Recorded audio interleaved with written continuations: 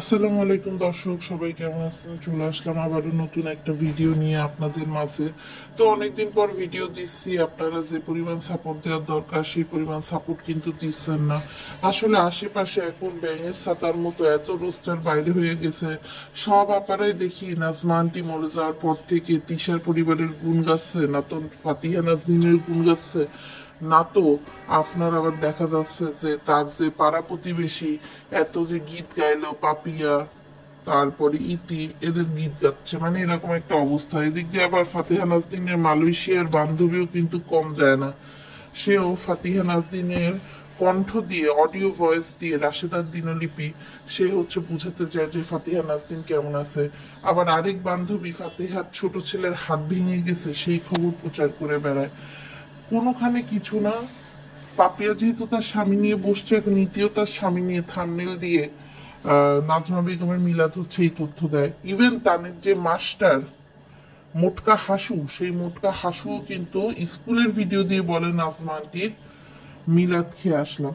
মানে সবারই একটা বিষয়বস্তু হয়ে গেছে, মানে নাজমা বেগম মরে গিয়ে মনে হয় সবার লাখো ডলারের ব্যবস্থা করে দিয়ে গেছে, এমন একটা অবস্থা। তা আমি আজকে আর নাজমা আন্টিকে নিয়ে কোনো কথা বলতে চাই না, মানুষটা মারা গেছে। তো যা বলার বলবো। তিশা বাপ্পি, সাবিনা মিম, এদের নাটক ঢং। আমার কথা হচ্ছে, ঠিক আছে, মা মারা গেছে, বাপ্পি গোলাপি রঙের পাঞ্জাবি পরে জানাজায় যেতে পারে, তাহলে ঠিক আছে, বাপ্পি তিশা ভিডিও না করলো, মিমের এত নাটকের কি আছে? মিম তো ভিডিও ধরতে পারে নাকি? আর সবাই হচ্ছে খালি ওই নিচের বাইরের অংশটুকু দেখাচ্ছে কেন? ওরা যদি কোরআন শরীফও পাঠ করে মানে নাজমা বেগমের নামে, তাহলে তো সেটাও ভিডিও করে ধরে প্রমোট করতে পারে। আর তানজিলার কি এমন খারাপ অবস্থা যে তানজিলাকে নিয়ে সবাই টেনশনে আছে? এটা দিয়ে তার বড় মামা বারবার পোস্ট দিচ্ছে। এতবার মূর্ছা গেলে তো তাকে হসপিটালাইজ হওয়ার কথা, কেননা তানজিলার যে অবস্থান ছিল তাতে তো আসলে এতবার মূর্ছা যাওয়া ভালো না এই স্টেজে এসে প্রেগন্যান্সি, তাই না? তো যাই হোক, আজকে আমি আসলে কথা বলবো দর্শক এই শারমিন আর রাজকে নিয়ে।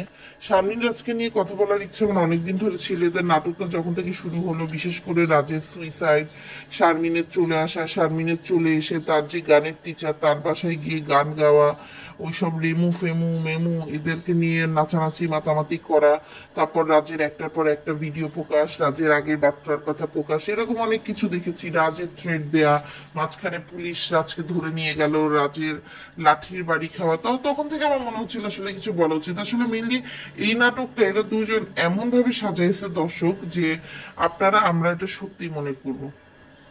দেখেন, এই একটা ঝগড়ার মাধ্যমে কি কি উপকার হয়েছে বলি। রাজের হঠাৎ করে ওর বড় ভাইয়ের সাথে মিল হয়ে গেছে।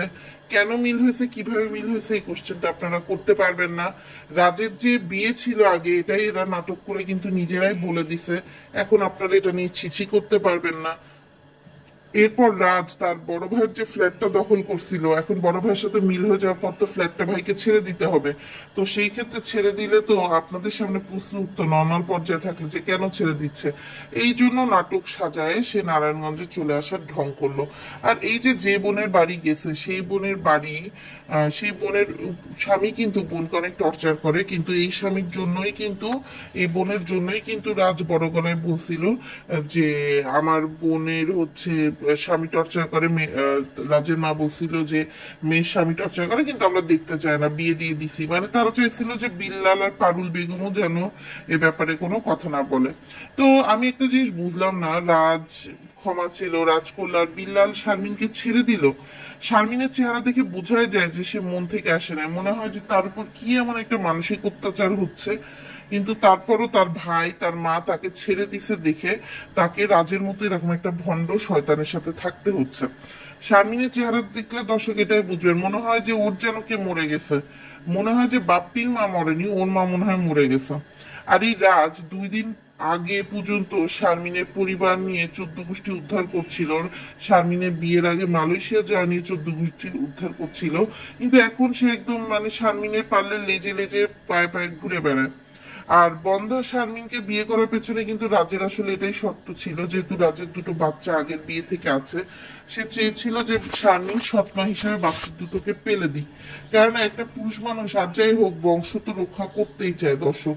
তো এখন শারমিন যেহেতু তার কাছে টাকার একটা খনি, শারমিনকে দিয়ে সে টাকার জিনিসপত্রটা হ্যান্ডেল করলেও সে কিন্তু সবসময় চাইছিল যে তার বাচ্চাদের জন্য একটা মা সে খুঁজে নিয়ে আসুক, সেটা কিন্তু সে পেয়েছে।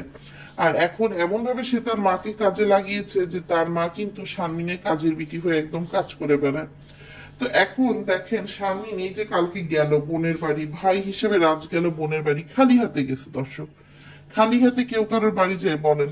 আবার রাজ ভিডিও করতেছে শারমিন রাস্তার একটা মহিলাকে টাকা বের করে দিচ্ছে। আরে ভাই, তোর মাই তো ঢাকা মেডিকেলের মানুষের ময়লা পরিষ্কার করে টাকা কামায়, তুই এবার রাস্তার মানুষকে কি হেল্প করিস বল? তোর যদি হেল্প করার থাকতো পারলে তুই তোর মাকে হেল্প করতি, তোর মার কেন এই এজে সে কাজ করতে হয়? বাপ্পি যেমন শেষ বয়সে এসে ওর মা হার্টের রোগী জেনে ওর মাকে আলাদা খেতে দিছে, ওর মাকে দিয়ে ভারী ভারী ওজনের জিনিস উঠাইছে, তুইও তো একই কাজ করতেছিস। তুই কনসা তোর মাকে সুখ দিচ্ছিস, শান্তি দিচ্ছিস বলতো? সেটা তো আসলে তোরা কেউই করছিস না। তারপরও দেখ এই যে নাহারের যে নাটক, শারমিন চলে আসাতে দেখে মনে হচ্ছে বুক ফেটে যায়, প্রাণ ফেটে যায়। আবার এদিকে দেখলাম এই যে রেমু ব্লগ, যে যে হচ্ছে ওই যে গানের টিচারের বউ, ভাঙ্গা বাসিয়ালা মহিলা যেটা, ওই মহিলা দেখলাম আবার আপনার বলতেছে যে শারমিনরা যে মিল হয়ে গেছে এই উপলক্ষে আনন্দ গান গাচ্ছি। আর এই যে বাপ্পি বাপ্পি তোদেরকে উঠায় নাই, তোরা এই যে বাপ্পির মা মারা গেলে তোরা একবারও যে শোক প্রকাশ করলি না বা গেলি না, থাম্বনেল নিয়ে ভিউ পাওয়ার চেষ্টা করলি, এটা কি আসলে কোনো অংশে ঠিক? শারমিন তো কম যে বাপ্পির বাড়ি গিয়ে খায় নাই, তাই না? তাহলে কি এই ধরনের অ্যাটিটিউড শারমিনের দেখানো ঠিক? এতটা উদাসীনতা? আসলে দর্শক সত্যি কথা বলতে আমার জানা নাই এই ব্যাপারী পরিবারের এই সব ঘটনা যখনই দেখি আমার তখন মনে হয় এরা মানুষের কাতারে পড়ে না। যখন আমি চিন্তা করি যে নাজমা বেগম সকাল থেকে অসুস্থ থাকা সত্ত্বেও তানের জন্য তার নুডলস রান্নাই করতে হলো, কেন?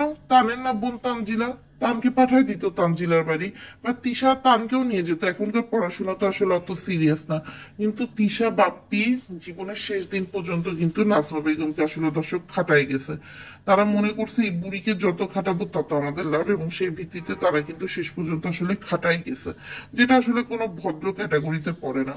তো যাই হোক দর্শক, আজকের ভিডিওটা এই পর্যন্তই। যদি আপনাদের ভালো লেগে থাকে তাহলে অবশ্যই চ্যানেলটা সাবস্ক্রাইব করে দিয়ে আমাদের পাশে থাকবেন, ভিডিও বেল আইকনটা বাজিয়ে দিবেন যাতে আমরা ভিডিও দিলেই সঙ্গে সঙ্গে আপনাদের কাছে চলে যায়। আল্লাহ হাফেজ।